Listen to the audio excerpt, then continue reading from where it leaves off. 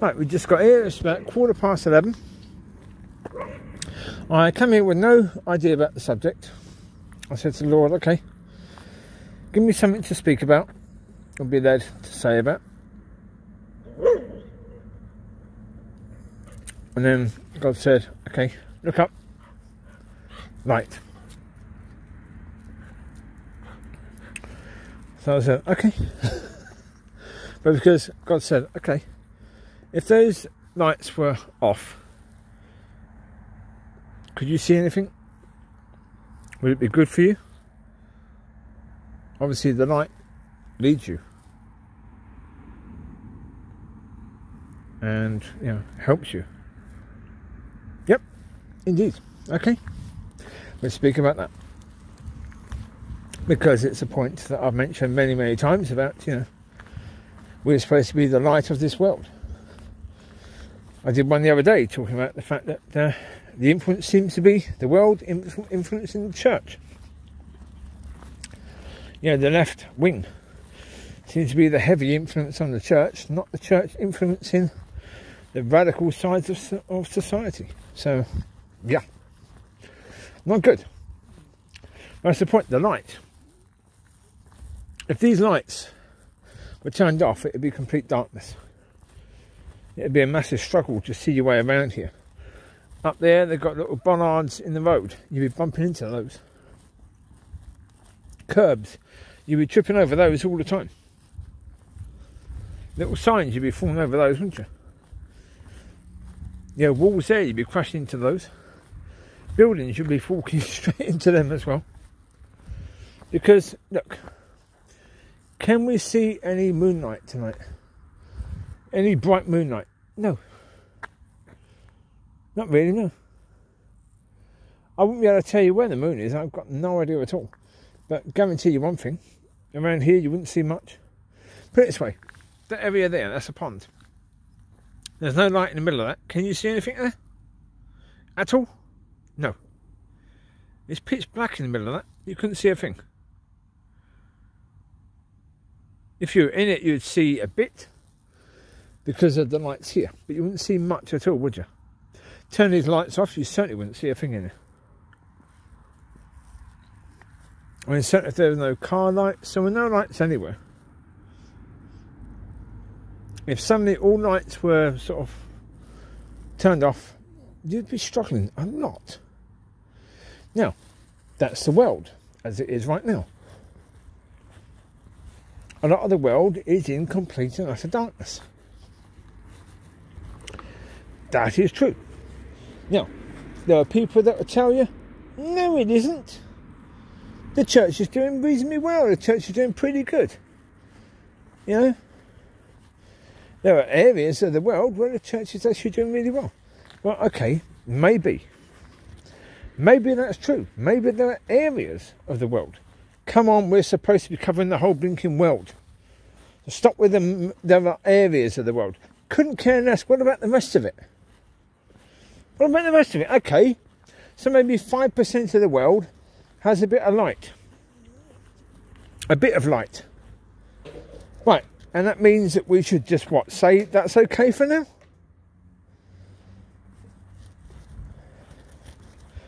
Of course not. If the world had 95% of light, of that Christian light shining upon the darkness, you're revealing the stuff that's bad, that we should stick away from. You're leading us to a path that is good and healthy. Then absolutely you could say, well, the 5% is stuff we need to get to.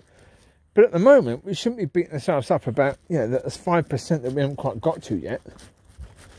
But when there's only 5% that we have got to, so excuse me, no, wait, walk away now. Lucy, walk away. Don't care what it is. Mollie, no, leave. Get out of it. You're not looking up anything you find, eh? I think that was a lolly. Lucy, leave it now. It's a beer can by the looks of it. Not even that. A drunk doggy is not really a good doggy. Nutter. So, yeah. Our standards have to be risen. We have to raise our standards. As I said earlier, in the video I did earlier about the lukewarm church. Lukewarm seems to be okay to so many people. Because at least it's something, right? That's the way they see it. At least it's something. At least it's not offensive. At least it's not, you know, out of order. At least it's something that people can sort of go, yeah, okay, that was encouraging. That was nice, I suppose. Reasonably encouraging, yeah, that's good enough. How on earth is that ever good enough? How on earth is any of what we've been having for the past 20 years ever been seen as reasonably good enough? As I say, yeah, when we get to the point where 95% of churches are having more hot than cold, or lukewarm, but more hot than anything else, then you can say, okay, that's good. That's good. It ain't bloody brilliant, but that's good. Brilliant is when you've got 98% of churches that have got a lot more hot than they've got of anything else. That would be brilliant. The problem is people are pretending, acting that lukewarm is good. Acting that 5% of the world having a bit of light, a bit of spiritual light, is good. No, it isn't. Not in any way, shape or form. It's not good. It's better than none. Of course. Of course it's better than none. But let's not pretend that better than none is good. You know? If you're offered 0... Oh, there's someone with a dog over there. Oh, jeez. This could be fun, couldn't it?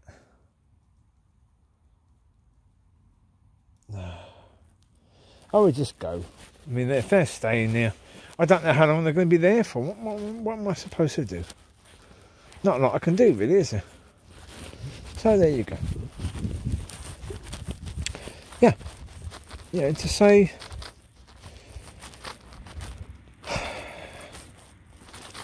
If you've got battery in your phone charged at 5%, 5% is better than 0. Better than a dead phone, yes. But it's still only 5%. 95%, 90%, 85%, 80% is far better, right? Would you settle for your phone being at 5%? A battery? No. Would you settle for anything? Would you settle for a car that worked sort of... Yeah, because if you say lukewarm is good, that would be like settling for your car to be working maybe 10% of the time. Would you settle for that? Would you think that that was okay? No, but you think that lukewarm is good because it's better than nothing. It's better than something that would be offensive to a lot of people. Yeah. Yeah, okay. So the Lord puking that out of his mouth because it's so distasteful to him is better than what? Better than people being offended? So it's better to offend the Lord than it is to offend people. Right, okay. 1 second. Amber, come here. Come here now. Come here, Bubs.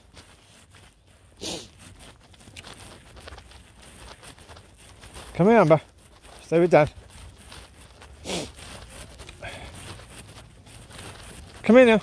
Amber, come here. Amber, come here now. Person just standing right by the swings and by all that lot. Come here now. Amber. 1 second.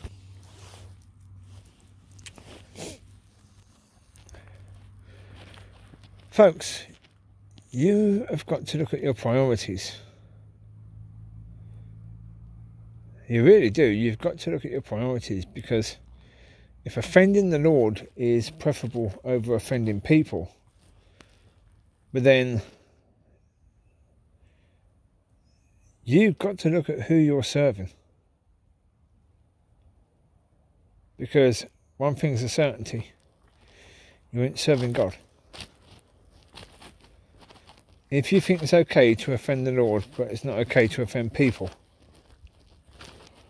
you're not serving God. You're serving people. You're a people pleaser. How you can't see that? This is why we need light. You see, this is why we need truth. And this is why the church has tried to get in the way of truth coming out. It doesn't want truth. Truth doesn't just highlight the sin of the world, it highlights the sin of the church.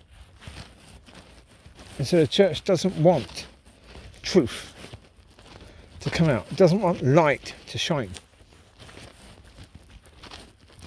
Light shining shows sin.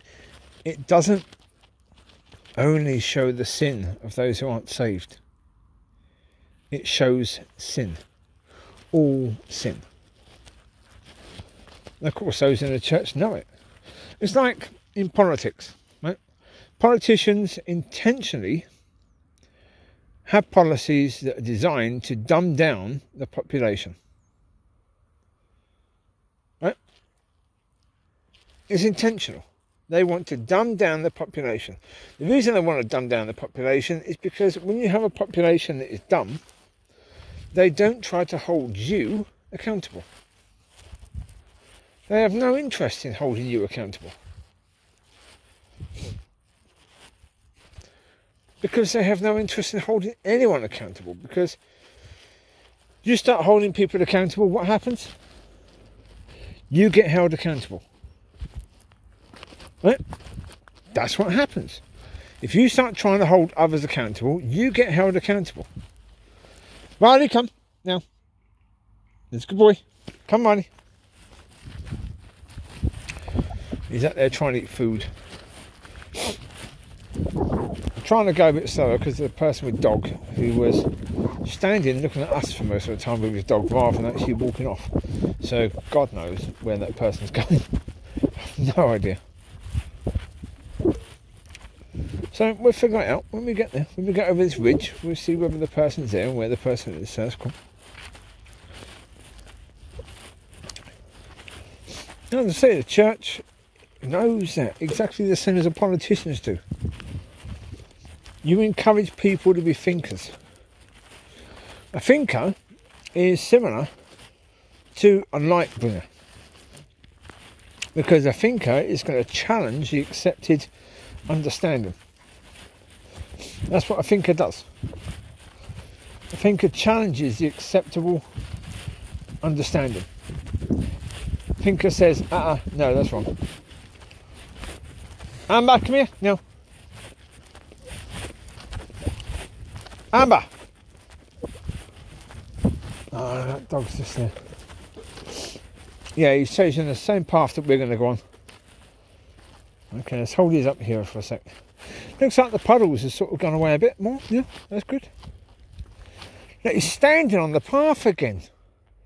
I'm not going to hold mine back. No, I'm not going to hold mine back. We're just going to go. If there's an issue with his dog, it's called tough. Don't just stand there. Jesus, bloke, what's the matter with you? Is he standing there looking at his phone? What's he doing? Standing there rolling a cigarette, possibly? I don't know. Whatever he's doing is whatever he's doing.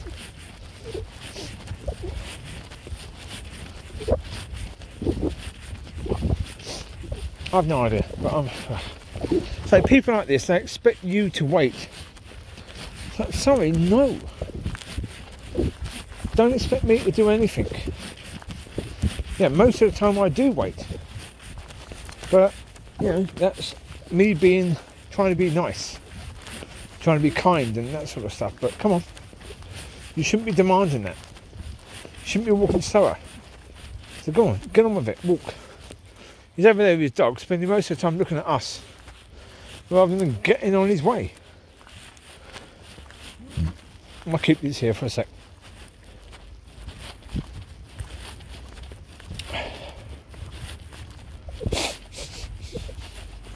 Ah, there's nearly a path through this bit of water as well now.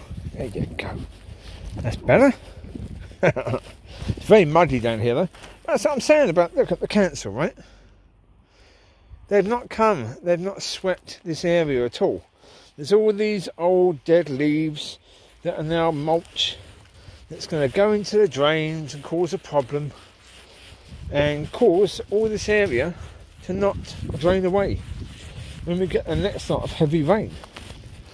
And then they expect people to understand, oh well, we can't do anything about it because we've had a lot of rain. You can do something about it before we get all the rain. Make sure the drains are not clogged up with leaves. That's what you get paid for, isn't it, really? You want to get paid to do a job, do your job.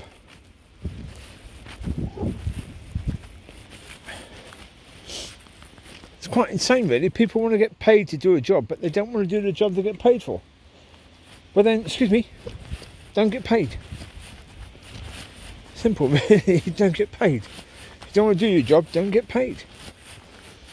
That's my response to the council. Simple, really. You want to get paid to do a job, do your job. Well, don't get paid. Got to keep an eye on Amber. But aside from the council and all their stuff, yes, it is very true. They could do something about that. I'm not a structural engineer, but I can see that when the drains are full of mulch and full of dead leaves,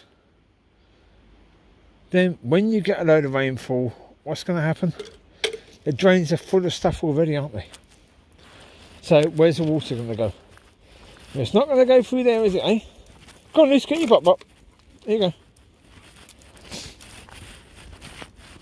It's not going to go through the drains, that's obvious. You don't need to be a structural engineer to figure that one out, do you, really? You just need to have a little bit of common sense.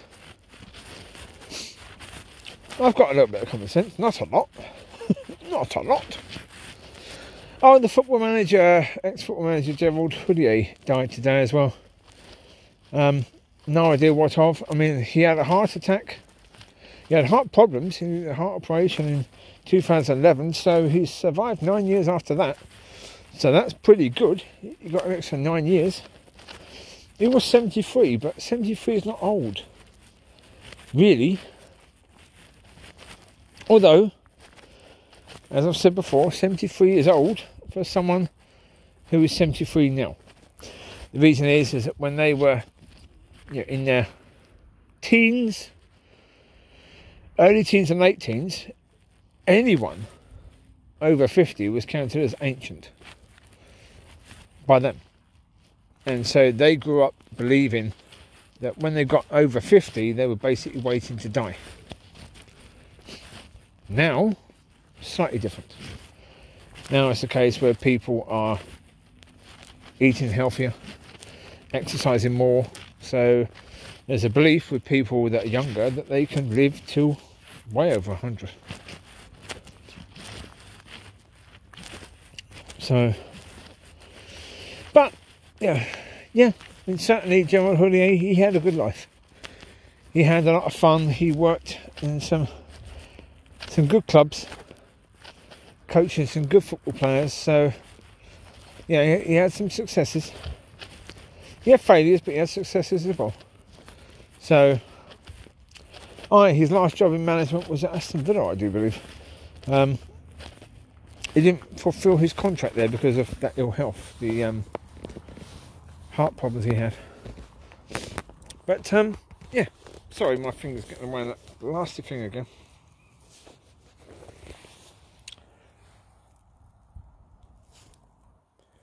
What are you doing, Chewie? There you go.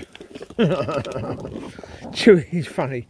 He'll bring a bottle, he'll place it by my foot, But he won't let go of it. He'll keep it there for a good sort of 30 seconds, holding on to it. Then just gently let it go. But it's like at night, as I said, with him. Oh, he's an absolute sweetheart, he is. He really is. You know, he is, he lays on the wall side of my bed. And, yeah. I put my hand over, he has his head on his pillow, so I've got like 2 pillows on my bed. One's mine, one's his. He has his own pillow. He does. One of my pillows, but it's his. So he has his head on that. And when I put my arm facing him, one of my arms is over on his side. And yeah, more than often, he'll put one of his legs underneath my arm, one of his legs on top of my arm. And because he's quite long-haired, you have that, oh. And when he puts his arm down, he'll lift his leg up quite a lot and then place it back down. But when he places it back down, it's so gentle. So gentle. It's absolutely beautiful. It's one of the most beautiful things. Yeah, because he is such a gentle little boy. But it's a lovely thing to experience, really is. So you get that... you get that lovely fluffy foot. Gorgeous. Is that the person with a dog? Are they only just there? That would not surprise me in any way, shape or form. But I think they might have gone over there. I don't know. They might have gone that way. Possibly. I don't know. Well, I see a person there, but I don't see the dog with the person. So that may not be the person with the dog. But I wouldn't have a clue where the person with the dog actually is. But we'll be going around again.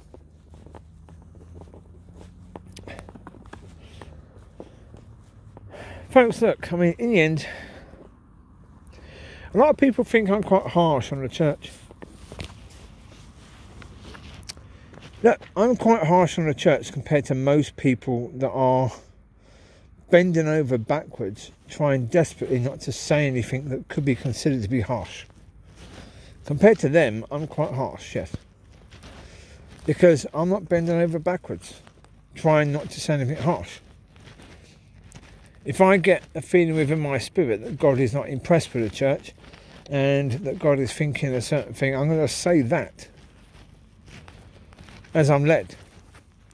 I'm not going to be concerned as to whether I offend people. I couldn't care less. You know, so, look, if I'm being obedient to God, if I'm saying what I believe God is telling me to say, then, as I said the other day, if God is giving me something to say, if God is going to get the praise, God must also get the other side of it when people get offended. Go and speak to God about it. Don't speak to me, speak to God. Simple, if you get offended. That's my understanding of it, because, say, the praise goes to God, so therefore the opposite has to go to God. Simple.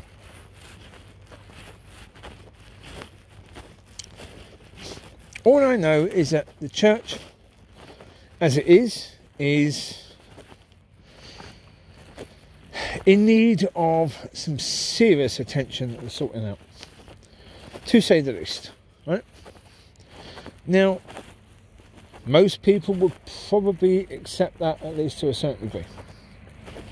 Now, unlike most people, I'm not going to sit there and wait for God to do it all. I'm going to try, with God's help, to understand what's wrong and how to fix it. Because then, for example, when God then says, right, you ready? I'm sorting the church out now, are you ready? Then we can at least have some ideas about what we need to do. So many people, they're like, look, leave it to God. God will do it, don't worry. So, no, he won't. No. It doesn't work that way. It never works that way. Any sort of revival doesn't work that way. You just wait and wait and wait and wait and wait, and God just does. You know? It doesn't work that way. Now, you can wait upon the Lord when God has told you to wait. If God tells you to wait upon him, then you wait, and after you've waited patiently for as long as God wants you to wait, then God will do whatever it is he said he will do. But most of the time, certainly most of the time with regards to revivals and stuff like that, it's people doing. And certainly once the revival starts, people have to start doing. Now, if anyone thinks for a second that God will be leading the church, again, based on what? What evidence have you seen that there are enough people in the church who are being led by God right now? I say, look at the message that was brought on Saturday. I did a link to that one when I did the one about the lukewarm on the demonic church. Lukewarm demonic church. I put that link in there for that. Watch it. Look at that message. Was that person being led by God? Honestly, do you really believe that person, that doctor person, was absolutely being led by God? What in his message was absolutely and completely and utterly and totally inspirational to the point that only God could have given that? Nothing at all. Nothing at all. There was nothing new in his message. It was all old stuff, regurgitated. All stuff that he's probably said about 100 times before. Yeah, okay, I'm sounding like a bit of a hypocrite there. Because most of what I'm saying, I've said a number of times before. Yeah, I have.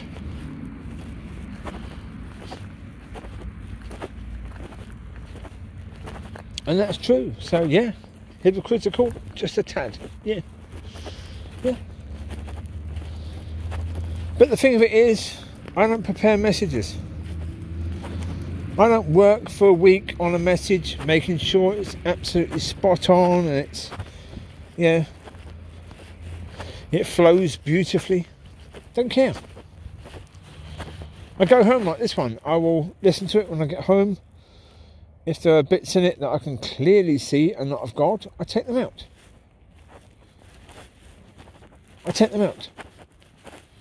Like tonight, I spoke about the council, that the council could deal with the flooding issue. I've spoken about that now 4 times. On two occasions when I've ranted about it, I've taken those rants out of the video because they weren't really fitting in to really what God wanted me to speak about. So I took them out.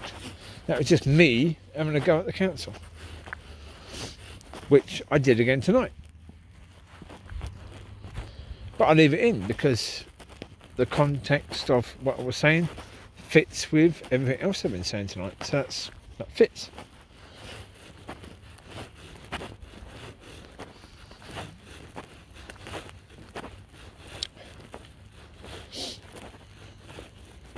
I mean, if you struggle to see that the context is the same, the church isn't doing its job. Church still wants to be paid for not doing its job by God on the day of the judgment for the church and for the people in the church. They still want to say, "I bet we went to church. We did all the stuff that we did in church. We sang a few songs. That's good enough, innit, God? We sang a few songs, didn't we, really?" And God will ask you, okay, out of all the years you were there in that church, when was the last time in that church you saw someone being healed? When was the last time you were being used? When was the last time you stepped into the ministry that you were called into and allowed me to use you? That's what God's going to say to them. What they're going to have to say to that is, will be their answer. For a lot of people, will be the answer. Or they may even go to God and say, excuse me, you can't judge us.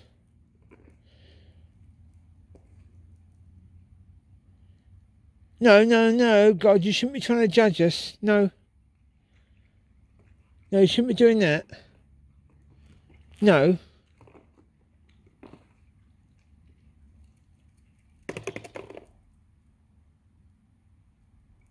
But reality is, God is the judge. God's the one who's going to judge us all, so yeah, he is going to judge us. Yes, he should be the one judging us. And yeah, you're going to be unlucky because God's going to judge you. Mollie! I'm only counting 4 dogs here. He's over there. Wait, will you pack it up, you nutter? What are you doing over there, dozy dog? Yeah, God is going to ask you.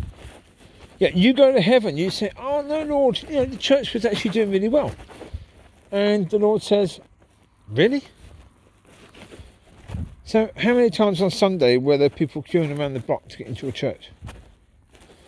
And then God's going to show you the images of people in your town, near your church, even in the same road as your church. People who were in desperate need of help and of light. And where the whole of the time they lived there, you never reached out to them at all. And they could never come to you because you offered nothing for them. Remember one thing, folks. We live in a society where everyone videos everything. Riley, get here now. Whatever you're licking, pack it up. That's what you were licking earlier. Pack it up, you idiot. God knows what he's licking. No idea. Because everything is videoed, you'll say to God, oh, no, it wasn't like that. It wasn't like that. And God will say, right, show video 2447, please. It'd be a bit like when, on the Daily Show, Jon Stewart had Jim Cramer on. And every time Jim Cramer was saying, oh, no, it's not like that.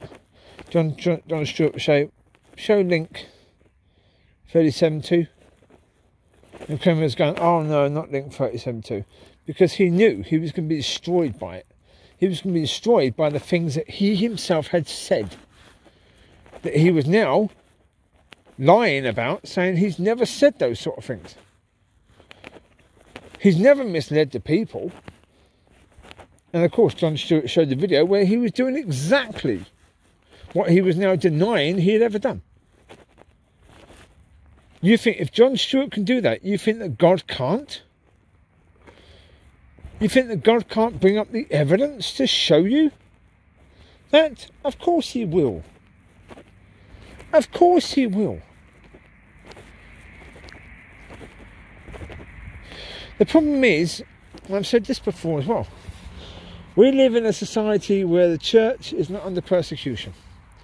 Because it's not under persecution, you have an awful lot of churchgoers who flock to church because it's comfortable, it's something to do. They go there every Sunday, they go there at Christmas, they go there at Easter.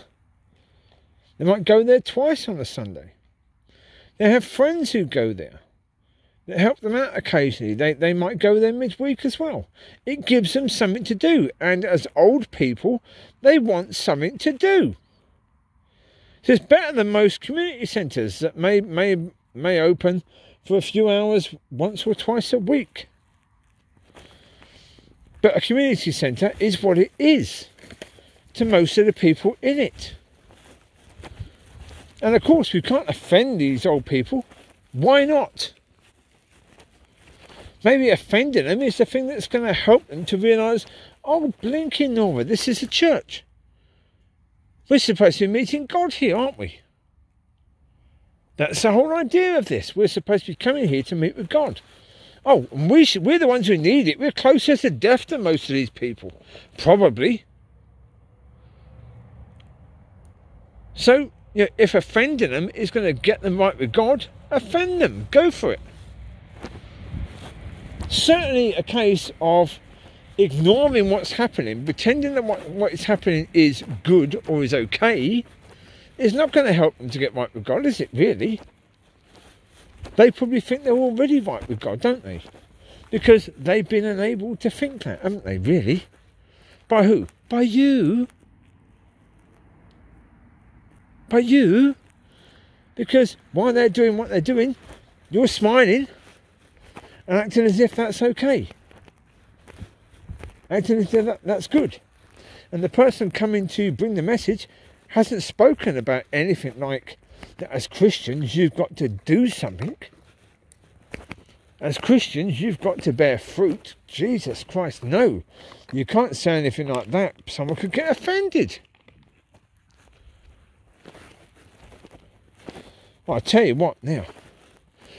If the Lord came back and started speaking now the way he did then, he would be cancelled, wouldn't he? Not cancelled in, as in having cancelling. He'd be cancelled in, there would be no network that would actually have him on. No network at all. His career would be over. He wouldn't be able to speak anywhere. Because he'd be speaking truth. He'd be saying, yeah, I'm the vine, you are the branches. Any branch in me that bears fruit, blah, blah, blah. Any branch in me that doesn't bear fruit, blah, blah, blah. And as soon as he says that, oh, hell's going to break loose. Oh, Twitter and Facebook's going to go mental. Church is going to turn its back on him.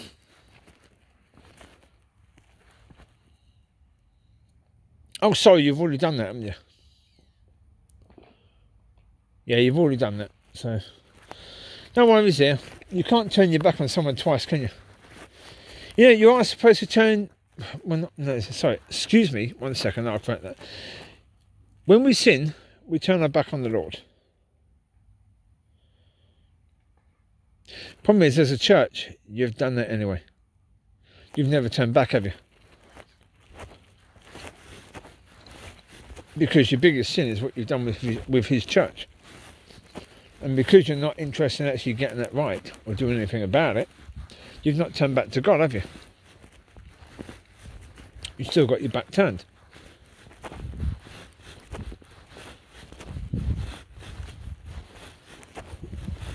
Yeah. I got someone wrong recently. Definitely I got someone wrong recently. I thought someone... I'm not going to go into any major details about it, because that would be wrong. But I thought someone was certainly at one point connected with God. Yeah. No, unfortunately that wasn't the case. Because if that person was connecting with God at that point in time that I thought they were, then they know that what's happening right now is not as it should be, is nowhere near acceptable, but they're pretending it's acceptable. Which then makes them worse than all the other people who maybe don't know that it's not acceptable. That's the thing, isn't it, really? Oh dear.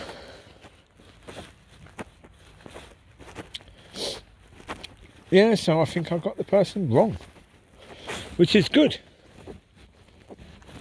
Well, put it this way, it's good the way the situation ended out because I got the person wrong. Yeah.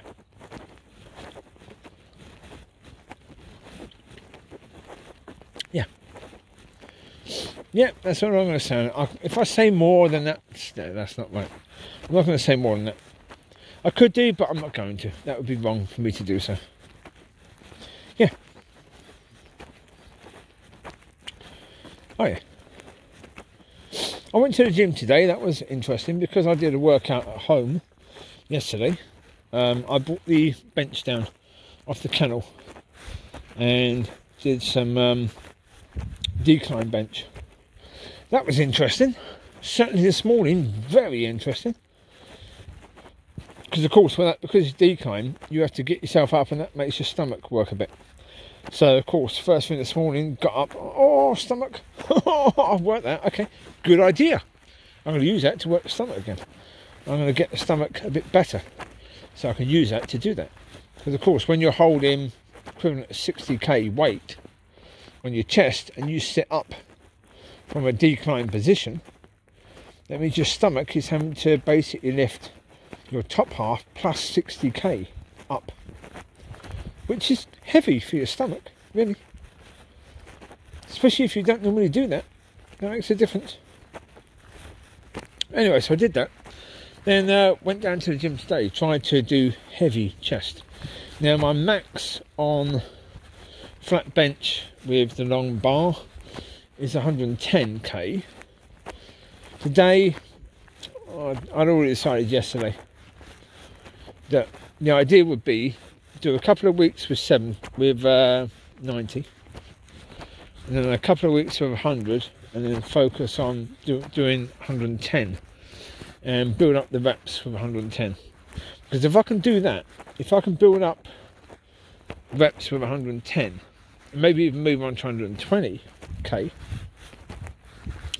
then 120k you would have thought would be the equivalent to maybe 60k dumbbells, but it's not. No. But it might be the equivalent to 45 to 50. And as 50k dumbbells is my aim to get to by the end of July, you know, well, of course, today, after I knackered my... And I had a decent workout, actually, in the garden yesterday. That wasn't too bad. That was pretty good. Pretty good indeed. Smiley Riley, come this way. So, yeah, today went to it. I was expecting for 90 to be quite a lot easier. It wasn't. That was hard. You know, most of the time it was anywhere between 4 reps. Then next couple of sets I only did 3 reps. Then I pushed it and did 5 reps. Then I did 5 reps again. Then I did a couple of 4s. I just kept on doing it. And then I did raised bench with the cable crossover as well. Tried a few different weights for that. That was weird, because I had the bench in between the cable crossover. And at one point I put on 55k on either side of that, and trying to move the handles up, try to press it, and the bench kept on going backwards. What are you doing, stupid bench? Stay where you're supposed to. But because it's a wooden floor, the bench is sliding backwards. So I'm not getting anywhere with the pressing at all. So I had to lower it so I could actually, so the bench wouldn't start moving. Because of course, 55k, what I'm trying to push weighs more than me and the bench together. Quite a lot more than me and the bench. So therefore, of course, me and the bench are moving, but the weight isn't. So it's like, right, okay, I've got to figure that out now. I was originally doing it upstairs. Now upstairs, different matter. I can do that because it's carpet, and the bench doesn't move so easily on carpet as it does on wooden floors, especially wooden floors where the staff have washed the floor. So, that's going to be interesting. So I'm back at the gym tomorrow, doing upper back, so low row and lateral pull down, and maybe shoulders as well, because there's something I've got to change about shoulders. Watched a video the other day that talked about shoulders, and the bloke, what he was saying there made a lot of sense. So I'm going to throw a few more things in there, try and make the shoulders do better with that. So that'd be good. Yeah, maybe that's something I can do tomorrow. I don't know, because obviously doing chest today, the shoulders certainly played their part in that. So maybe they won't. Maybe the shoulders will be knackered tomorrow. Don't know. So anyway, again, I do have to increase the weight I do with shoulders with the the machine that you put the weight on. I have to increase that. I've now got to my body weight comfortably. It's fairly easy. I could probably still do that tomorrow, even if the shoulders are knackered. I could probably still do my own body weight, 80k on there, without much trouble at all. So I've got to increase that. The reason why I've got to increase that is because hopefully by the end of July I can do shoulder press of 40k dumbbells, hopefully. But that's something I'm going to have to work towards, but that's going to involve forearms as well. It's going to involve, you know, doing that little trick with pushing the weight up with your legs to help your forearms out a bit. So I've got to improve upon that technique. But yeah, that's going to be interesting to say the least. Yeah, I mean, after workout, I come home and have some beef, that pulled beef that I did. I just have a little container of that, bit of salt and pepper on it. There you go. Have that as it is. Nice bit of beef after a workout. Good. Yeah, that's a good bit of protein. So that's good. That helps, I suppose. Well, that's the idea. It needs to help. One thing I'm finding though is that during the night, my fingers start to go numb, and I think that's due to lifting up heavy dumbbells. Yeah, the strain it puts on the fingers. That could be that, because it's something quite new that started. So therefore, it's possibly down to something like that. Look at her go. She's having a good one. That's what matters. Oh, she's having a good one. No idea what she's doing, but okay. As long as she's happy, that's all that matters. You right, Amber? How you doing? You having a good one, baby? That's it, Amber. You have a good one, bub. Alright, indeed. Alright, indeed.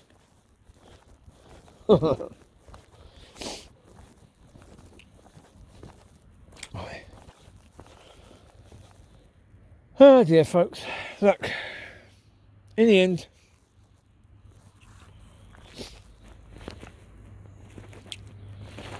I'm going to lay it out as simply as I possibly can.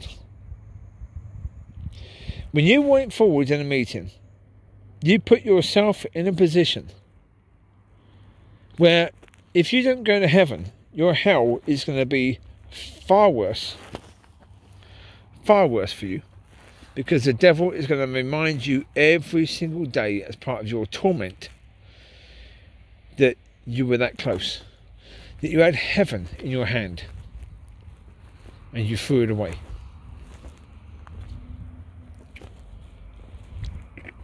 That's what happened when you first went forward in, because you challenged his authority. You were in the devil's kingdom. You said, I want to leave this. I want to give my life to God.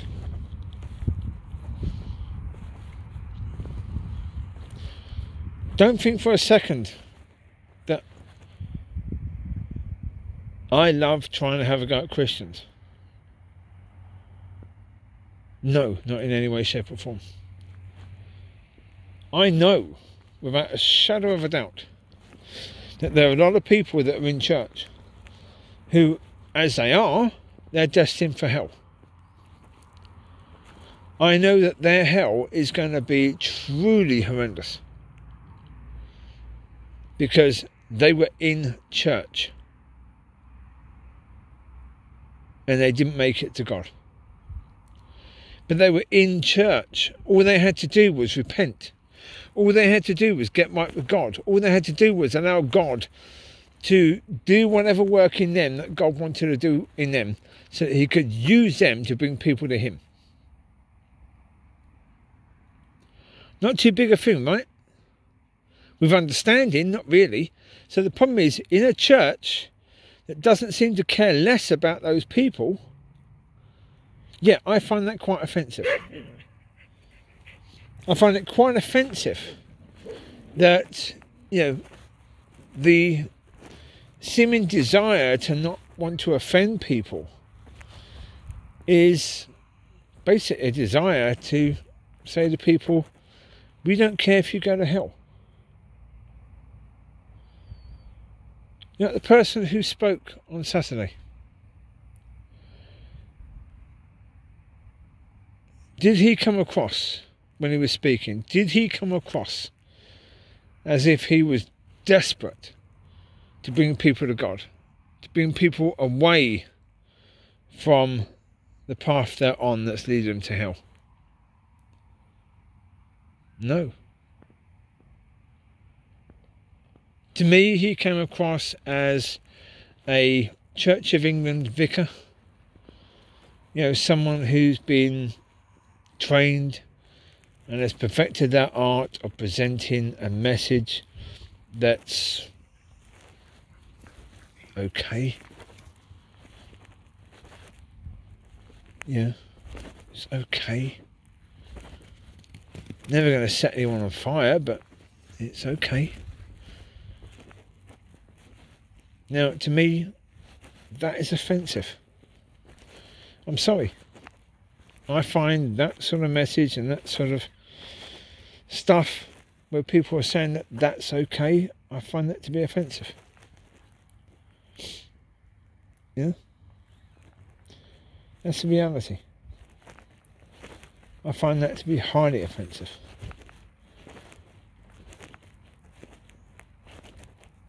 But I know that there are, as I said, the harvest is there.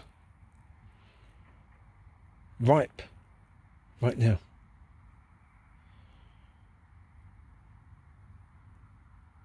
And if those people are going to be left to it because the church can't be bothered to get right with God,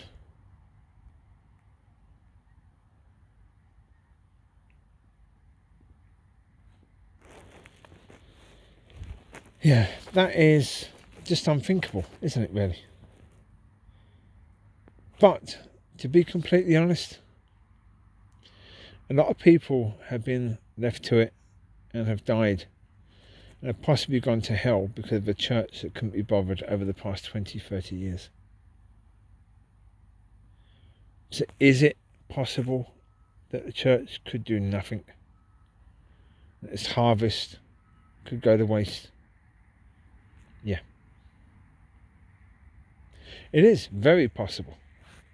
From what I can see, from what I saw on Saturday, it's very possible indeed.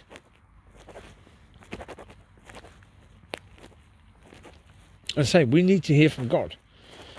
We're in a situation as a society, as a world, where we need to hear from God. What does God want to say to us right now?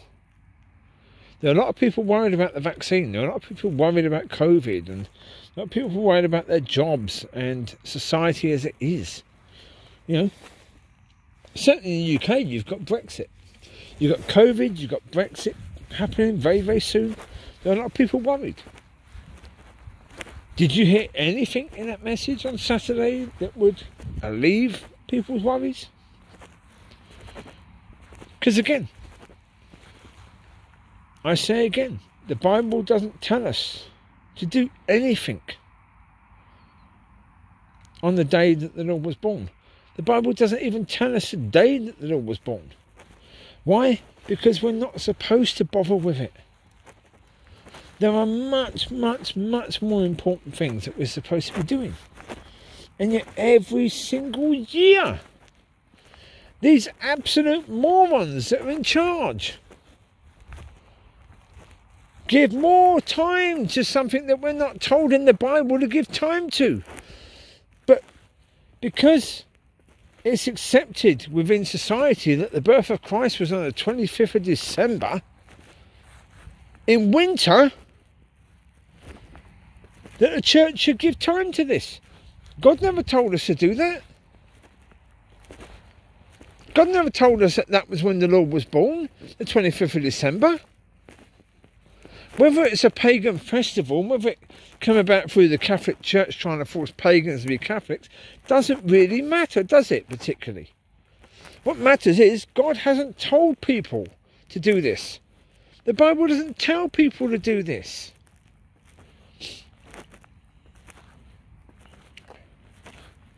Yes, the angels rejoiced at the time because they knew the reason that the Lord was coming. That's what mattered. Who he was, what he was doing, the purpose behind it. All of that mattered. That's why the angels were celebrating. They knew finally the Lord has come down as a human to deal with sin so that man can have a relationship with Father God through his Son.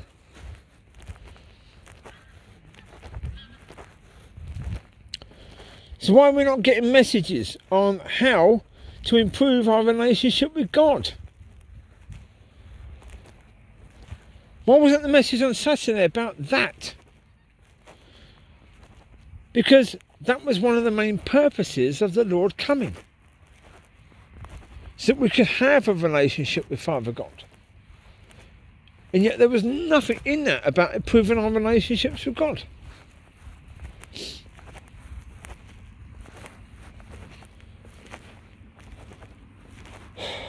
I mean, that bloke has written a book on COVID. Surprise, surprise, of course he has. And what quality is that going to be? The fact that we've only had COVID for a year, but he's already had a book out about it. Well, he spent a lot of time thinking about that, didn't he? He spent a lot of time praying about that and seeking God on that, didn't he?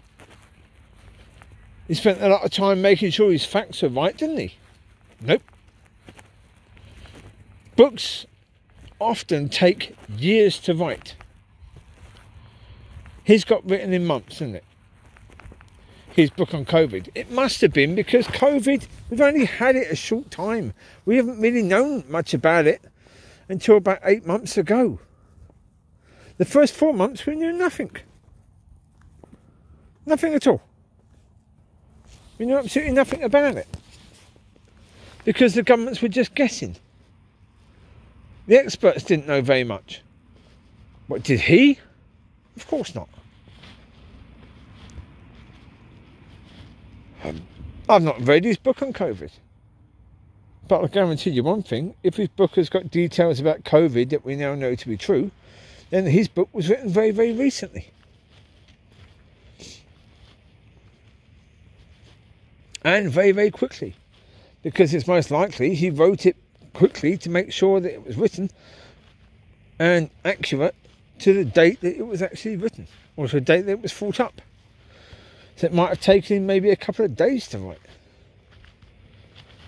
I don't know. I mean, look, I have no idea. But what we need is, what does God want to say to us about this sort of stuff? Write it in the book and charging people for it? No. If God has given you information about COVID that's worth writing a book about, what the heck are you doing charging people for that? And what are you doing putting your name on it? As if it came from you. Because that's the point. If it come from you, it's worthless. I mean, look at all the experts. There's, thousands of different experts out there. Right? Thousands of different opinions that are actually expert. People that know what they're talking about. Right? So what does this bloke know compared to them? Nothing really. You can't. But if God has given him something, if he's put that down in a book and claimed it as his, then that's called theft. He stole from God, right? And that's the point. All of these people that copyright their material, copywriting is a worldly thing.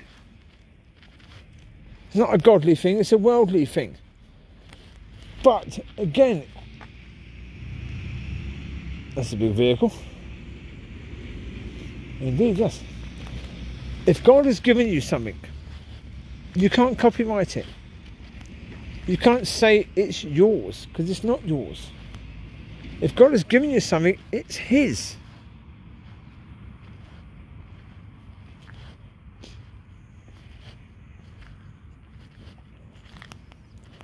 Well, look, I'm not making money from YouTube videos.